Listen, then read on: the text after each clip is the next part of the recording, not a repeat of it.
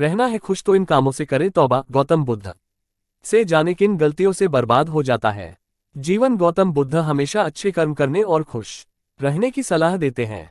गौतम बुद्ध बताते हैं कि किन गलतियों से व्यक्ति का जीवन बर्बाद हो सकता है, इसलिए आज ही इन कामों से तौबा कर लीजिए। बौद्ध धर्म के संस्थापक महात्मा गौतम बुद्ध ने जीवन भर लोगों को अहिंसा और करुणा का भाव सिखाया। उनके द्वारा दी गई सीख और विचारों से व्यक्ति सफल जीवन की ओर आगे बढ़ता है।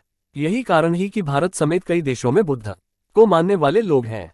गौतम बुद्ध कुछ ऐसी गलतियों के बारे में बताते हैं जिससे आपका खुशहाल जीवन बर्बाद हो सकता है, इसलिए आज ही इन गलतियों को करना बंद कर दें।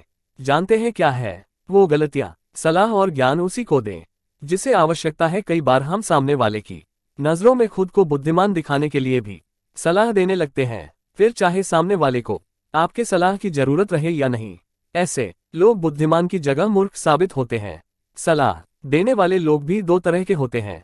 एक वो जो बड़ी बड़ी बातें कहते हैं लेकिन सामने वालों पर उनकी बातों का कोई असर नहीं होता है।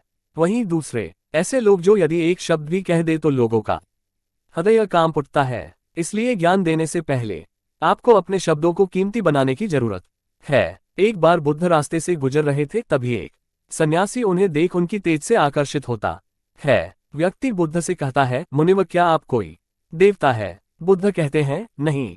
इसके बाद सन्यासी पूछता है, तो क्या आप साक्षात ईश्वर हैं?